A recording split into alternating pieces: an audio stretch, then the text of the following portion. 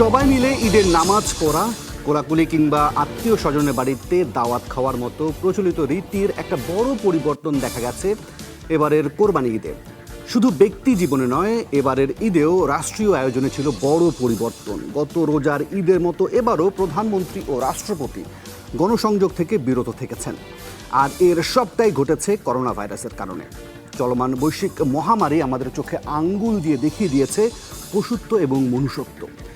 দেখিয়েছে শুধু কথাই নয়, প্রকৃত অর্থে কোন কোন খাতের দিকে নজর দিতে হবে, ভাঙতে হবে দুর্নীতির বাসা। বলা যায় এই করোনাকালে নতুন নতুন শিক্ষার শেষ নেই। আজকের 24 ঘন্টার এই বিশেষ আলোচনায় জানতে চাই করোনার এই প্রেক্ষাপটে আমাদের কাছে কোরবানি কি। আপনাদের সকলকে আমন্ত্রণ 24 ঘন্টায়। সাথে আছে আমি মীরা হাসান। আজকের আলোচনায় আমরা 3 জন অতিথিকে আমন্ত্রণ জানিয়েছি যারা নিজ নিজ ক্ষেত্রে ভীষণ রকম উজ্জ্বল। তাদের সাথে পরিচয় করিয়ে দেব। প্রথমেই পরিচয় করিয়ে দিতে চাই অভিনেতা ফজলুর রহমান বাবুকে। ফজলুর রহমান বাবু, আপনাকে স্বাগত জানাচ্ছি আমাদের 24 ঘন্টায়। আশা করি আপনি আমাকে নিশ্চয়ই শুনতে পাচ্ছেন। আমাদের সাথে আছেন অভিনেত্রী এবং নির্মাতা আফসানা মিমি, আপনাকে স্বাগত। একই সঙ্গে স্বাগত জানাতে চাই নির্মাতা অমিতাভ রেজা চৌধুরীকে। আপনাদের 3 জনকে নিয়ে আলোচনা শুরু করব। স্বাগত আপনাদের সকলকেই। আলোচনাটা শুরু করতে চাই আফসানা মিমি, আপনাকে দিয়েই। আপনাদেরকে আবারও সবাইকে ঈদের শুভেচ্ছা জানাচ্ছি। আফসানা মিমি, আমি শুরুতে একটা বড় একটা প্রেক্ষাপট বা একটা ভূমিকা বলেছি আপনাদেরকে, নিশ্চয়ই আপনারা শুনেছেন। এখন সেই প্রেক্ষাপটকে বিবেচনায় আসলে আপনার কাছে জানতে চাইছি আমি যে আসলে এই মহামারীর প্রেক্ষাপটে আসলে কোরবানিটা আপনার কাছে কি?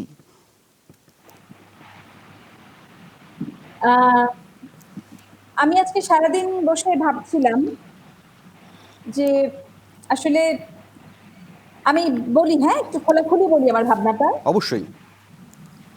আমি ভাবছিলাম যে সত্যিকার অর্থে আসলে সবাই মিলে গরু বা ইত্যাদি পশু কোরবানি দেওয়াটার মধ্যেই কি আসলে একমাত্র কোরবানির মূল যে ভাবনা সেটা নিহিত? আমার তো মনে হয় যে চলমান যে করোনা পরিস্থিতি এবং এই মুহূর্তে আমি আমাদের দেশের বন্যা পরিস্থিতিকে বাইরে রাখতে পারবো না। রাইট।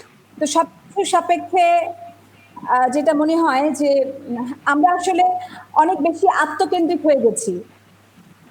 আমাদের উচিত ছিল যে আসলে একটু যদি পশু কোরবানির পরিবর্তে এই এই এই যে একটা বিরাট পরিমাণ অর্থ এই কোরবানির পিছনে লগ্নি হয় বিভিন্ন মানুষের ব্যক্তিগত উদ্যোগে, এইটা বোধহয় আসলে অনেক বেশি মানুষের কাজে লাগতে পারত। কিন্তু এটা জি আফসানা মিমি, কিন্তু এটাও তো একটু বিবেচনায় নিতে হবে যে এই ঈদকে কেন্দ্র করে একটা বিশাল অংশের মানুষ আসলে অপেক্ষা করে। অনেক খামারিরা আছেন, দরিদ্র কৃষকরা আছেন যারা এই সময়টার জন্য অপেক্ষা করেন। একটা বড় অর্থনৈতিক কর্মকাণ্ড এই ঈদকে ঘিরেও হয়। সেই মানুষগুলোকে তো বাঁচাতে হবে, তাদেরও তো জীবন এবং জীবিকার প্রশ্ন আছে। আছে হয়তো, কিন্তু বিষয়গুলোকে নিয়ে যদি খুব আসলে খুব পরিকল্পিতভাবে ভাবা যায়, সেক্ষেত্রে বোধহয় সেই জায়গাটাকেও মানে সেই জায়গাটাকে নিয়েও কাজ করা যেত। জি। কারণ এখানে হয়তো ভাবা যেত যে একটা পার্সেন্টেজ চলে যাবে আসলে তাদের কাছে, একটা একটা অংশ চলে যাবে আসলে মানুষের কল্যাণে। দুভাবেই জিনিসটা ভাবা যায়। আসলে ধরুন, আমি তো ঠিক পলিসি মেকার নই, জি। আমি শুধুমাত্র আমার ভাবনাগুলোই তুলে ধরতে পারি। রাইট। কিন্তু আমার কাছে মনে হয় যে যদি কাজ করা যায়, যদি আসলে খুব সুচিন্তিত ভাবে কাজ করা যায়, তাহলে এই সমস্যাগুলো থেকে মানে উত্তরণ ঘটানো সম্ভব। জি, আমি এই একই প্রশ্ন নিয়ে আরও দুজনের কাছে যেতে চাই। ফজলুর রহমান বাবু, আপনার কাছে জানতে চাই যে প্রেক্ষাপটে বা যে বাস্তবতায় আমরা দাঁড়িয়ে আছি, সেই বাস্তবতায় আপনার কাছে মনে হয় কোরবানিটা কি আসলে আপনার কাছে? ধন্যবাদ। কোরবানির আসলে একটি ধর্মীয় ব্যাখ্যা আছে, রাইট। ধর্মীয় প্রেক্ষাপটও আছে, এবং সেভাবেই আমরা ছোটবেলা থেকে জেনে আসছি যে কোরবানিটা আসলে কি। এটা ধর্মীয় ব্যাখ্যা যেটা, সেটা আমরা সবাই জানি যে সৃষ্টিকর্তার নৈকট্য লাভের জন্য পশুকে কোরবানি দিতে হয়। এবং আমরা সাথে সাথে এও জানি, জ্ঞানীজনেরা বলেন যে গৃহপালিত পশু বা বনের পশু তাকে কোরবানি দেওয়ার পাশাপাশি মনের ভেতরে যে মানুষের যে কুপ্রবৃত্তি আছে সেগুলোকেও আমরা কোরবানি দিতে চাই। তো আজকের যে বর্তমান যে প্রেক্ষাপট এবং বর্তমান যে বাস্তবতা, যে সারা বিশ্বব্যাপী যে করোনা সংকট, সেই সংকটে আপনি যে কথাটি বলেছেন সেই কথাটি তো অবশ্যই আমাদের দেখতে হবে যে এই ঈদকে ঘিরে আহ, অনেক অর্থনৈতিক কর্মকাণ্ড হয় এবং বিশেষ করে আমাদের যারা কৃষক, আমাদের যারা খামারি, তারা সারা বছর অপেক্ষা করেন, তারা তাদের পশুকে লালন পালন করেন এবং একটি নির্দিষ্ট সময় এসে তারা একটি ন্যায্য মূল্য আশা করেন।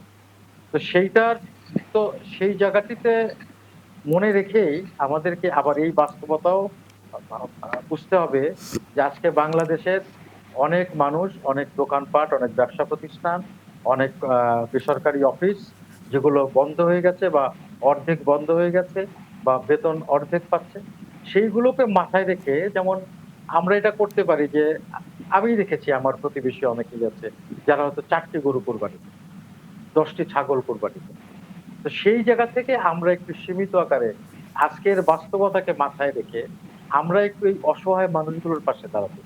আমি আপনার সঙ্গে আরেকটু যোগ করি এবং সম্প্রতি কিন্তু আমাদের দেশে একটি বন্যা দেখা দিয়েছে এবং সেই বন্যা কিন্তু আরো ভয়াবহ।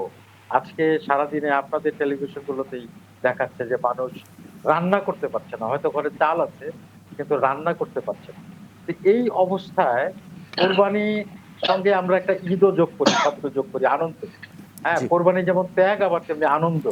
তো সেই আনন্দটা আসলে এই ঈদে আমি সেইটা লক্ষ্য করি না। আমরা হয়তো দায়িত্বটা পালন করব। আমাদের যাদের সক্ষমতা আছে আমরা হয়তো কিছু, কিছু কোরবানি দেওয়ার চেষ্টা করেছি। কিন্তু এই আনন্দের চাইতে যে মানুষগুলো অসহায় অবস্থার মধ্যে আছে, করোনার কারণে, বন্যার কারণে, সেই মানুষগুলোর পাশে দাঁড়ানো আমাদের খুবই প্রয়োজন।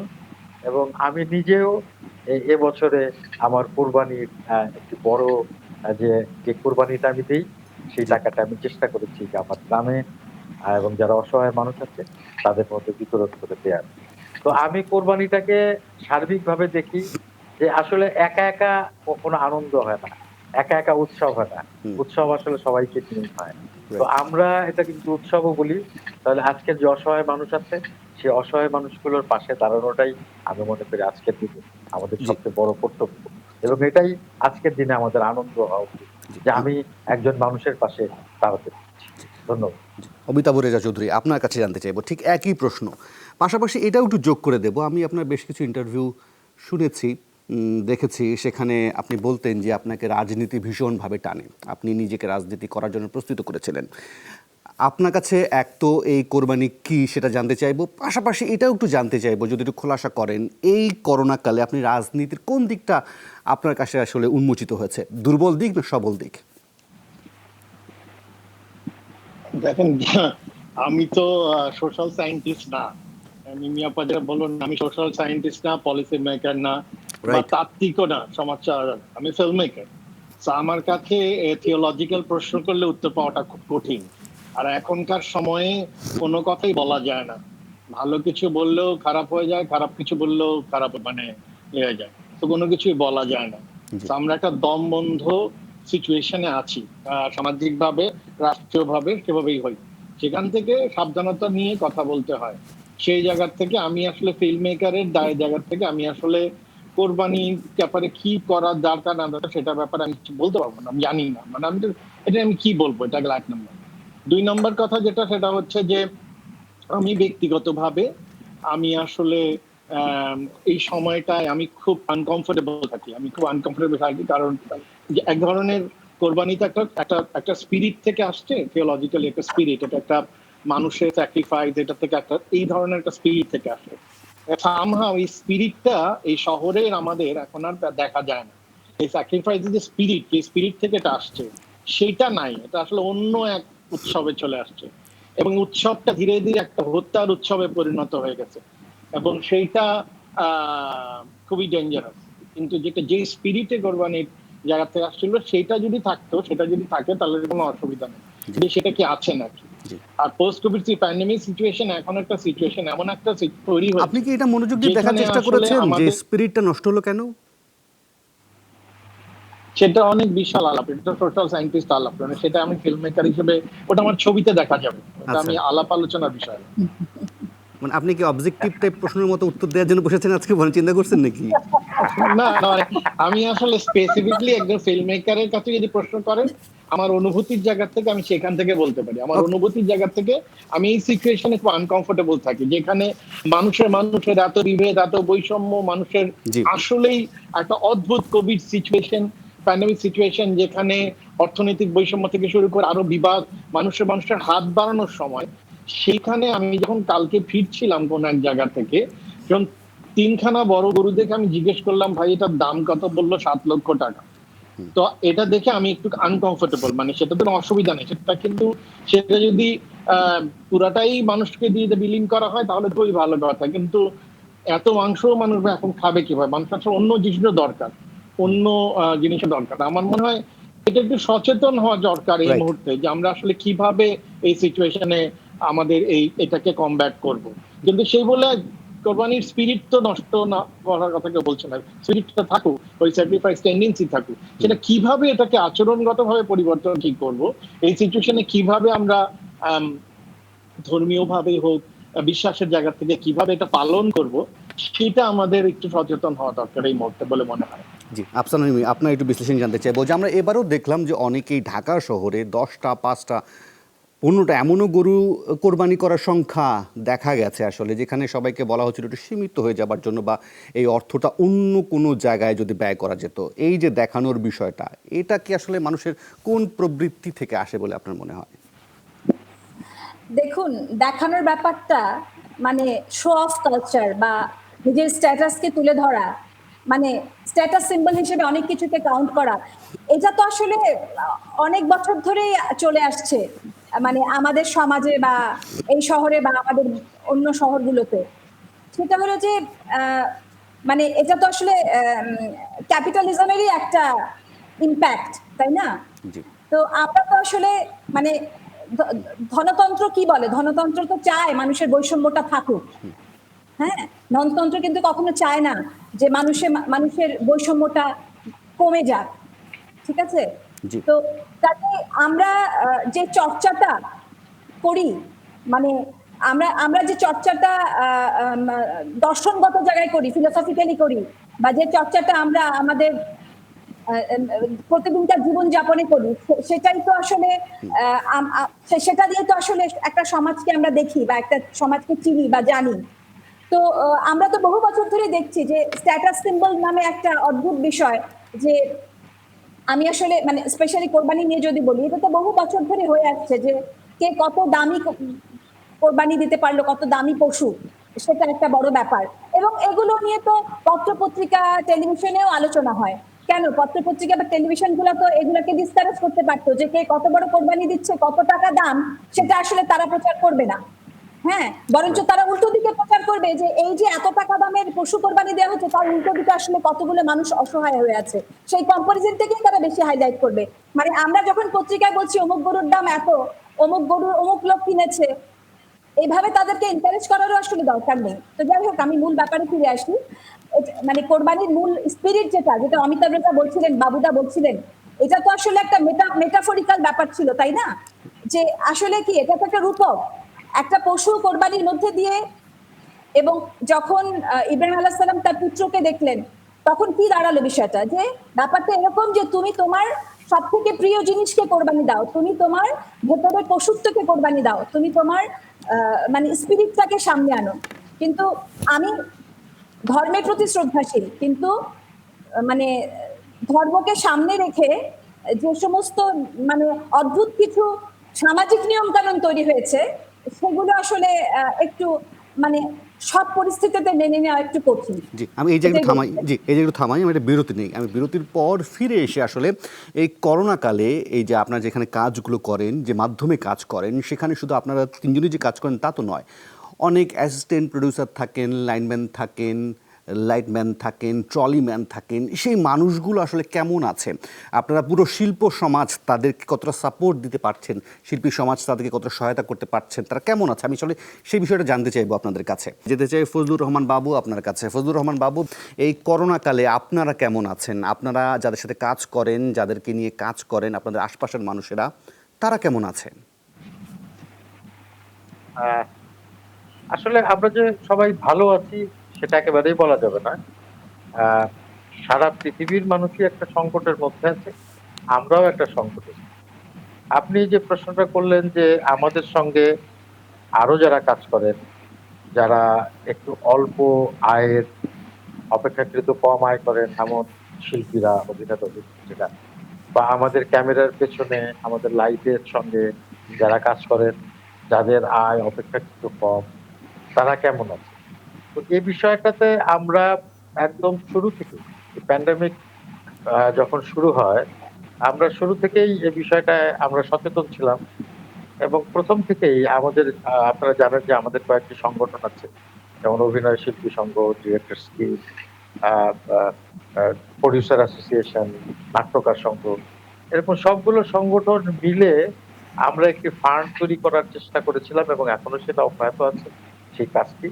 এবং আমাদের কিছু কর্মী, আমাদের কিছু নেতৃস্থানীয় মানুষ, তারা উদ্যোগী হয়ে আহ, এই সমস্ত যারা কম আয়ের মানুষ এবং যারা একটু সংকটের মধ্যে ছিল, এখনো আছে, আমরা তাদের প্রত্যেকের বাড়িতে বাড়িতে গিয়ে ঠিকানা সংগ্রহ করে, তো তাদের প্রত্যেকের বাড়িতে বাড়িতে গিয়ে আমাদের কর্মীরা তাদেরকে উপহার সামগ্রী দিয়ে এসেছে। এবং এটাকে বলা হয়নি যেটা সাহায্য বা সহযোগিতা, এটাকে বলা হয়েছে যে এটা উপহার সামগ্রী।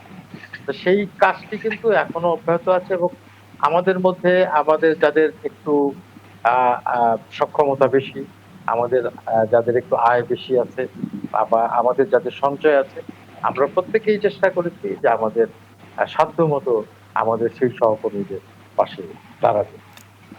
এবং আমি গতকালকে পর্যন্ত জানি যে প্রায় 20 লক্ষ টাকার মতো উপহার সামগ্রী আমাদের সহকর্মীদের মধ্যে বিতরণ করা হয়েছে। জি, আমি একটু অমিতাভ রেজার কাছে যেতে চাই। অমিতাভ রেজা, আপনি শুনছিলেন, আহ, আমাদের তো একটা বড় সময় হয়ে গেল স্বাধীনতার পর, 50 ইয়ার্স। তারপরও আমরা নানান জায়গায়, নানান সেক্টরে, নানান ক্ষেত্রে এই ধরনের সংকটগুলো এখন উতরাতে পারছি না। এটা আপনি কোন বিশ্লেষণ দিক থেকে দেখবেন যে এখনও এই মানুষগুলো যারা আপনাদেরকে নিয়ে কাজ করেন, তাদের একটা ন্যূনতম বা একটা মানসম্মত জায়গায় নিয়ে আসা যাচ্ছে না? সেই জায়গায় ব্যর্থতাটা আসলে কার? আমি প্রশ্নটা বুঝি নাই, কিসের ব্যর্থতা? আমি বলছি যে যাদের কথা বলা হচ্ছে, যাদেরকে হেল্প করতে হচ্ছে, সহায়তা করতে হচ্ছে, আমাদের তো এই ইন্ডাস্ট্রির বয়স একটা লম্বা সময় হয়ে গেছে, আমাদের স্বাধীনতার পর একটা বড় সময় গেছে। তো সেই জায়গা থেকে আপনি কি মনে করেন বা আপনার বিবেচনার জায়গাটা কি? আমরা আসলে কোন কোন জায়গায় আসলে দুর্বলতা রেখে গেছি বা কোন কোন জায়গায় আমরা আরো সবল করতে পারতাম? দেখেন, এটা তো মানে আমরা সব জায়গায় দুর্বল, কেউ তো কোনো প্রশ্নের অপেক্ষা রাখে না। মানে এটা স্বাধীনতার 50 বছরই হোক আর যত বছরই হোক, যেটুকু আমাদের ডেভেলপমেন্ট মানে যা হওয়ার কথা ছিল ওটা কোনো জায়গায় আমরা তো অগ্রসর হইতে পারিনি। কিন্তু এটা তো, সে ব্যাপারে আমি হতাশাগ্রস্ত না। মানে এটা তো এরকমই মানে হবে, কিন্তু সেটার মধ্যেই ফাইট করতে হয়, কমব্যাট করতে হয়। এবং আমরা এমন একটা সামাজিক বৈষম্যমূলক রাষ্ট্রে বসবাস করি, এবং যেখানে এই পরিমাণ বৈষম্য এবং এত মানুষ, যেটা যে কোনো সম্পদ, এখানে সম্পদের বন্টনের যেই বৈষম্য আমরা দেখতে পাই, এবং সবকিছু মিলায় আমাদের রাষ্ট্র ব্যবস্থা, আমাদের সবকিছু মিলে আমাদের এমন একটা বৈষম্য, এরকম জায়গায় আছি। সেইখানে এই ধরনের মানে এখন একটা, যদি বলেন যে কোন কোন জায়গায়, সেটা তো বলে শেষ করা যাবে না। মানে সেটা তো প্রতিটা খাতে, আমাদের শিক্ষা থেকে শুরু করে স্বাস্থ্য, মানে বেসিক যে জিনিসটা দরকার, যে স্বাস্থ্য এবং শিক্ষা, এই দুটোকেই তো আমাদের অবস্থা খুব খারাপ করে ফেলেছি আমরা স্বাধীনতার পর থেকেই। মানে সব 10 বছরের মধ্যেই ইট ওয়াজ অ্যাবসলিউটলি ভুল, এটা আমার সাধারণভাবে মনে হয়। তো এটাই মনে হয়, এটা তো আলাদা করে কেন কোন জায়গায় খারাপ সেটা বলতে পারবো না এটা গেলায়। জি, কিন্তু এখানে আমি একটা জিনিস যোগ করতে চাই, অবশ্যই। সেটা সম্ভাবনার কথা। সেটা হচ্ছে এই প্যান্ডেমিক, আমার ব্যক্তিগত যদি বলি, আমার এক্সপিরিয়েন্স খুব অন্যরকম। যেমন? প্রথম ধাক্কায় যে আমি 15 দিনের মাথায়, 15 দিনের মাথায় প্যান্ডেমিক লকডাউনের 15 দিনের মাথায় হ্যাড হার্ট অ্যাটাক, বিকজ আমার ফ্রাস্ট্রেশন, এনজাইটি সবকিছু মিলে আমার একটা হার্ট অ্যাটাক হয়। এবং হার্ট অ্যাটাকে আমি 15 দিনের মাথায় হসপিটালাইজ হই, আইসিইউতে থাকি, এবং অপারেশনের পরে when I come back, আমি যখন সবার বাড়িতে আসছি, তখন first thing but I did, যে আমি চিন্তা করছি যে I have to be very positive. এটা হচ্ছে প্রথম কথা, I have to be very very positive. Number one, I stop reading any news paper, I stop reading any news. আমি ফেসবুকে সাধারণ যে তথাকথিত আলাপ, সেটাতে আমি থেকে বিরত থাকা শুরু করছি। তো আমি যেটা করা শুরু করলে আই স্টার্টেড রিডিং আউট এবং পড়াশোনা করা শুরু করছি, এবং আমার পুরান বন্ধু এবং নতুন বন্ধুদের সাথে আমি নতুন ভাবে কানেক্টেড হওয়ার চেষ্টা করছি। এবং এই 3 মাসে আমি যেই পরিমাণ পড়ালেখা কানেকশন আমার বন্ধুদের সাথে জুমের মাধ্যমে, আড্ডার মাধ্যমে, যে উপলব্ধি আমার গত 3 মাসে হয়েছে, এটা গত 10 বছরে আমার হয়নি। আমি বলতে পারি এই 3 মাসে আমি পুরো সময়টা একটা অন্য জীবন কাটাইছি, এবং it's beautiful.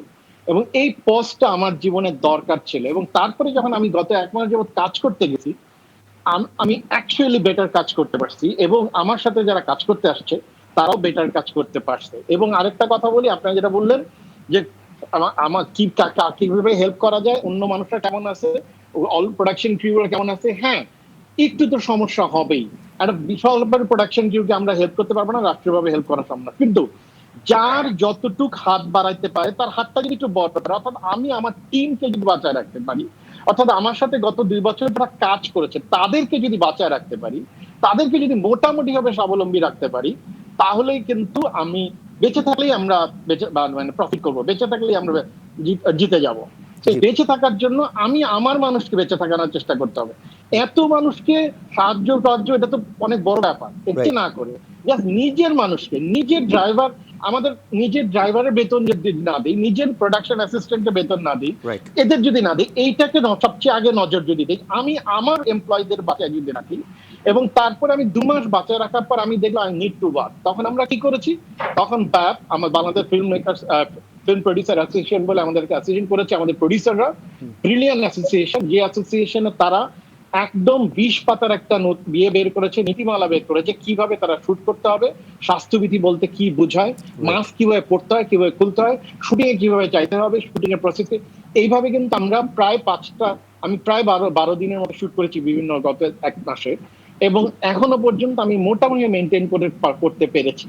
So it is a very positive thing, এবং বেটার কাজ হচ্ছে আমার কাছে মনে হয়, সবাই বেটার কাজ করতেছে, এন্ড ইটস ব্রিলিয়ান্ট টাইম, নতুন সময়, একটা নতুন সম্ভাবনার সময় বলতে পারছি, যদি আমরা রিফর্ম করি, যদি আমরা সবকিছু পরিবর্তন করার চেষ্টা করি। জি, আফসানা মিমি, এই বিষয়ে আপনার মন্তব্য জানতে চাইবো। আমি আসলে একটু বেসিক জায়গায় কথা বলতে চাই। সেটা হচ্ছে আমি মূলত আসলে অভিনেত্রী বা নির্মাতা হিসেবে আমার যে পদচারণা, সেটা টেলিভিশন কেন্দ্রিক। আমি থিয়েটারে অভিনয় করেছি কিংবা সিনেমায় অভিনয় করেছি, কিন্তু ওইখানে আমি সব থেকে কম সময়, মানে থিয়েটারটা ছেড়ে এসেছি অনেকদিন, আর সিনেমাতে আমি কখনো খুব বেশি যুক্ত হইনি। তো আমার মূল কাজের জায়গা আসলে টেলিভিশন। তো আমি আসলে একটু টেলিভিশন নিয়ে কথা বলি। এই করোনা কালে এসে আমি সব থেকে বেশি যেটা, মানে যে জিনিসটা আমাকে অনেক বেশি আমার নিজের এক্সিস্টেন্স সম্পর্কে প্রশ্ন তুলে দিয়েছে, সেটা হচ্ছে এই যে এই দেশে এত বছর ধরে আমরা বিনোদন নিয়ে কাজ করছি, আসলে আমাদের আইডেন্টিটি কি, সরকারের কোন খাতায় আমরা আসলে কিভাবে দাঁড়িয়ে আছি। আমি কথা বললাম আমাদের, আপনি জানেন অভিনয় শিল্পী সংঘের সাধারণ সম্পাদক নাসিমের সাথে।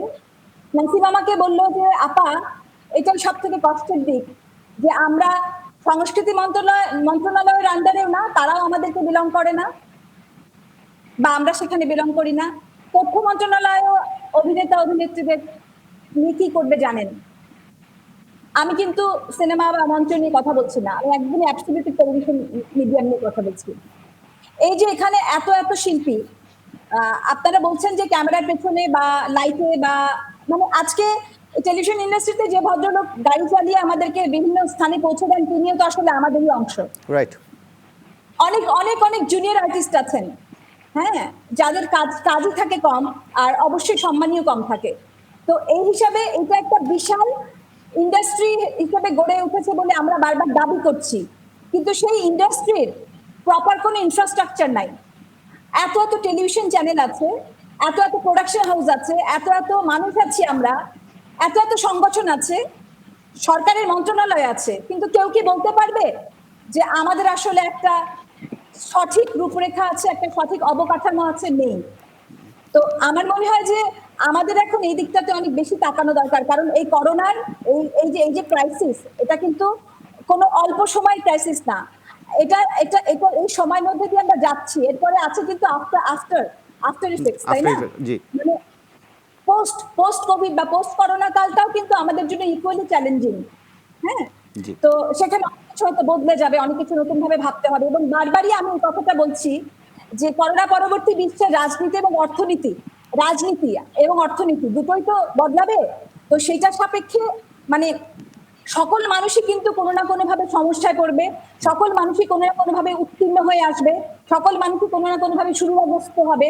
তো কিন্তু আসলে আসলে কি, আসলে আমাদের মানে আমি আমার বিষয়টা নিয়ে বা আমি আমার ইন্ডাস্ট্রির বিষয়টা নিয়ে যদি বলতে চাই, যে আমার মনে হয় যে এই সময় আমাদের ভেবে নেওয়া উচিত যে আসলে কিভাবে ভবিষ্যতে সরকারের সাথে বসে আসলে এই টেলিভিশন ইন্ডাস্ট্রির এন্টায়ার টেলিভিশন ইন্ডাস্ট্রির জি যারা কর্মী, যারা যারা আসলে অন স্ক্রিন এবং অফ স্ক্রিনে কাজ করে, তারা আসলে কিভাবে নিজেদের একটা জায়গা তৈরি করবে, যে যে একটা অবকাঠামো তৈরি জি করবে, আমি জি এটা মনে করি। জি এই জায়গাটা থামাতে হচ্ছে একটা বিরতি নিয়ে, বিরতির পর ফিরে এসে ফজলুর রহমান বাবু এটাই জানতে চাইবো যেটা আফসানা আমি বলছিলেন, অনেক হতাশার স্বরে বলছিলেন কথাগুলো। অবকাঠামোটা এতদিনে হলো না কেন, বা এটা নিয়ে কী করা যেতে পারে? তিনি খুঁজেই পাচ্ছেন না তার অস্তিত্বের জায়গাটা, সরকারের কোন পক্ষ কোন মন্ত্রণালয় তাদের দায়িত্ব নেবেন তিনি খুঁজেই পাচ্ছেন না, আসলে আসলে খুঁজে পাওয়াও যাচ্ছে না। আসলে আমরা কথা বলছি ভিন্ন আবহে ঈদ নিয়ে। ফজলুর রহমান বাবু, আপনার কাছে যেতে চাই। আপনি শুনছিলেন আফসানা মিমি বেশ কিছু প্রসঙ্গ তুলছিলেন, বলছিলেন, সে বিষয়ে আপনার মন্তব্য জানতে চাইবো। পাশাপাশি এটাও একটু যদি যোগ করেন যে করোনা পরবর্তী সময়টাও কিন্তু একটি ভীষণ রকম গুরুত্বপূর্ণ সময় আসছে বলে আমরা ধারণা করছি, এবং শঙ্কাও আছে নানান রকম। সেই সময়টার জন্য আপনার কি পরামর্শ থাকতে পারে? আমি আসলে আশা করেছিলাম যে আজকে একটু ঈদের আবহে আলোচনা হবে, কিন্তু দিন শেষে আমরা সবাই সিরিয়াস হয়ে গেছি। ফজলুর রহমান বাবু। না, বিবি যে প্রশ্ন তুলেছে খুবই যৌক্তিক প্রশ্ন আসলে। এটা আমি মনে করি যে আমাদের নিজেদেরও শুধু সরকারের দোষ দিলে হবে না, আমাদের নিজেদেরও এই বিষয়টা চিন্তা করতে হবে। বাবুদা বাবুদা আমি কিন্তু একটু বলতে চাই, জি, আমি কিন্তু সরকারের দোষ দিইনি, হ্যাঁ, আমি বলেছি যে আমাদের না না না মানে সরকারের সাথে বসে এগুলো ঠিক করতে হবে, অবকাঠামোর জায়গাটা ঠিক করতে না হবে। না না আমি তোমার প্রসঙ্গে হ্যাঁ, নিজেই বলছি। হ্যাঁ, নিজের জায়গা থেকে আমরা শুধু সরকারকে বললে হবে না, আমাদের নিজেদেরও অনেক দায়িত্ব আছে। আমি, খুব সাধারণ ভাবেই বলি যে আজকে যে পেছনে যারা নেপথ্যে কাজ করেন, তারা এই সংকটে কিন্তু আমরাও কম বেশি দায়ী। এখন মনে করেন আমি একজন খুবই জনপ্রিয় অভিনেতা, আমারও অনেক ডিমান্ড আছে, বা আমাদের একটা তথাকথিত টিআরপি আছে, সেখানে আমার মূল্য অনেক বেশি। এখন আমি ধরেন যে একটি কাজ করে একদিনে হয়তো ১,০০,০০০ টাকা নেই, কিন্তু আমারই একজন সহকর্মী যে আমারই সঙ্গে থিয়েটার করেছে, যে আমারই সঙ্গে টেলিভিশনে কাজ করে, যে আমারই সঙ্গে বিভিন্ন জায়গায় বসে চা খাই, আড্ডা দিই, সে হয়তো ২,০০০ টাকা পায়। তো এই বিষয়টাকেও নোটিস করা দরকার। আমরা যেখানে একজন কাজ করছে সে এই বৈষম্যটা, সেই বৈষম্যটা আমার মনে হয় যে আমাদের কমিয়ে আনা দরকার। এর সরকারের নীতিমালা থাকে, যেমন আহ সাংবাদিকদের জন্য একটা ওয়েজ বোর্ড বা একটা বেতন কাঠামো ঠিক করা আছে। বিভিন্ন জায়গায় একটা এরকম পারিশ্রমিকের কাঠামো বা বেতনের কাঠামো বা সম্মানের কাঠামো ঠিক করা আছে। আমাদের এখানে এই বিষয়টা নেই। আমি এই আমি বিষয়টা যেমন এই জায়গাগুলো বলতে চাচ্ছিলাম। আমাদের যেমন আমাদের যেমন যে সংগঠনগুলো আছে, প্রোডিউসার অ্যাসোসিয়েশন আছে, অভিনয় শিল্পী সংঘ আছে, ডিরেক্টরস গিল্ড আছে। তা আমরা এগুলো বসে কিন্তু আমরা একটা এই জায়গাটা ঠিক করতে পারি।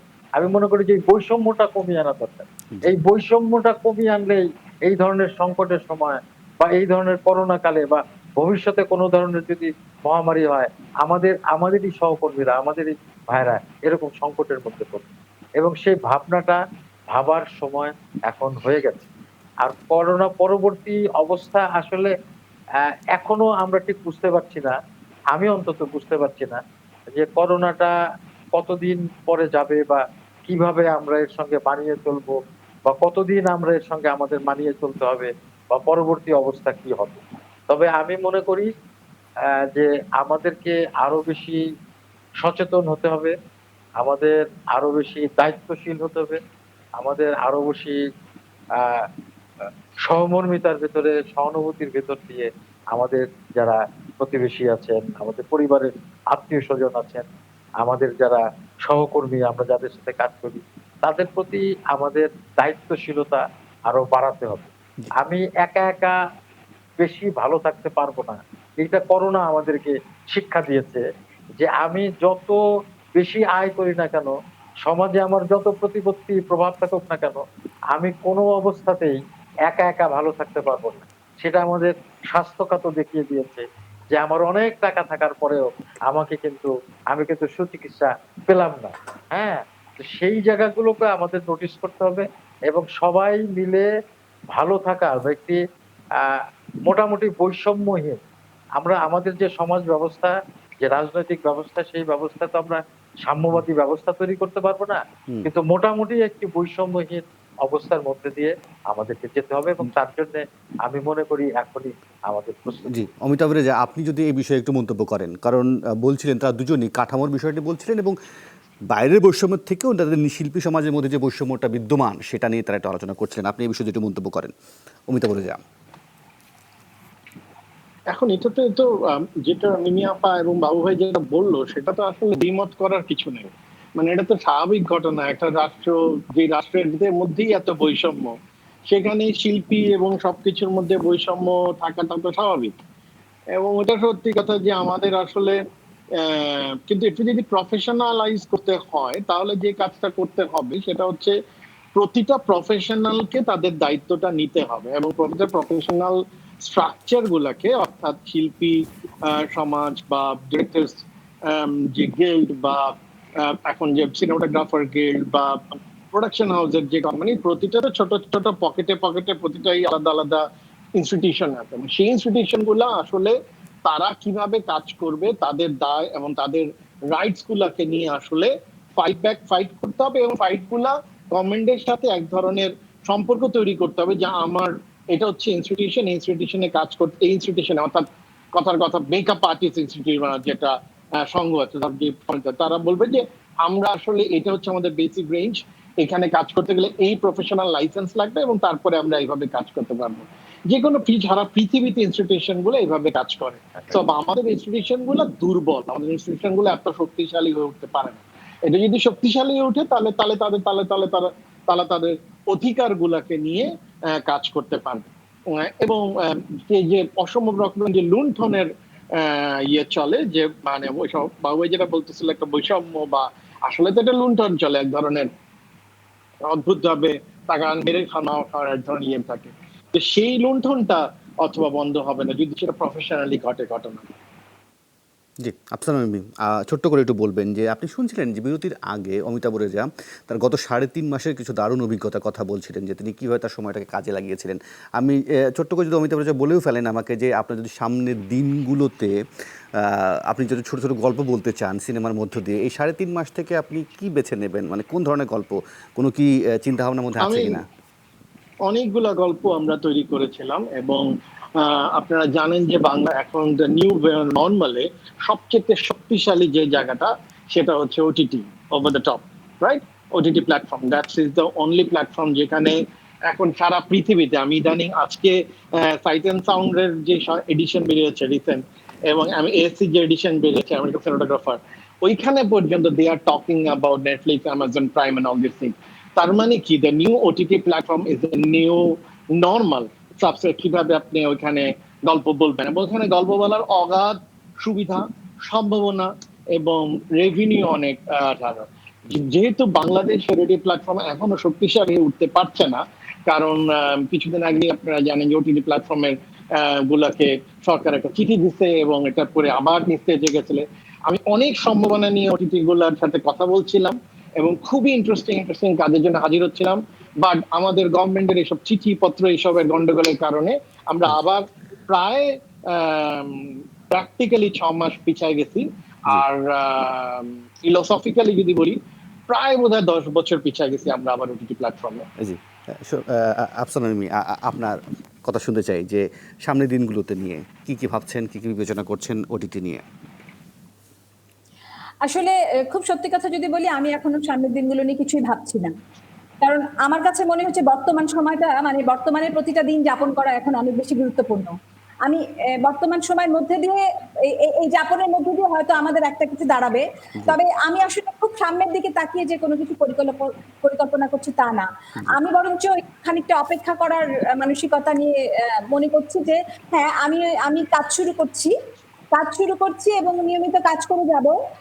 কিন্তু আমি আসলে এইটুকু বুঝতে পারছি যে হ্যাঁ, আমাদেরকে আলটিমেটলি এই মানে ডিজিটাল প্ল্যাটফর্মে একেবারেই লোকাল জায়গা থেকে বের হয়ে একদমই আমাদেরকে একটা গ্লোবাল এরিনাতেই জি। আমাদেরকে পা রাখতে হবে এবং সেভাবেই আমাদেরকে আসলে সামনের দিনগুলো তৈরি করতে হবে। তবে এই মুহূর্তে আসলে কিছু আলাদা করে ভাবছি না। মনে হয়েছে যে মানে আপনি প্রত্যেকটা আরো দিনকে যাপন করতে চান, আপনি আসলে প্রত্যেকটা দিনকেই যাপন করতে চান, সেটা নিয়ে ভবিষ্যৎ নিয়ে আপাতত তেমন কিছু ভাবছেন না। আমি তো ফজলুর রহমান বাবুর বক্তব্য দিয়ে শেষ করতে চাই, তার মন্তব্য দিয়ে শেষ করতে চাই।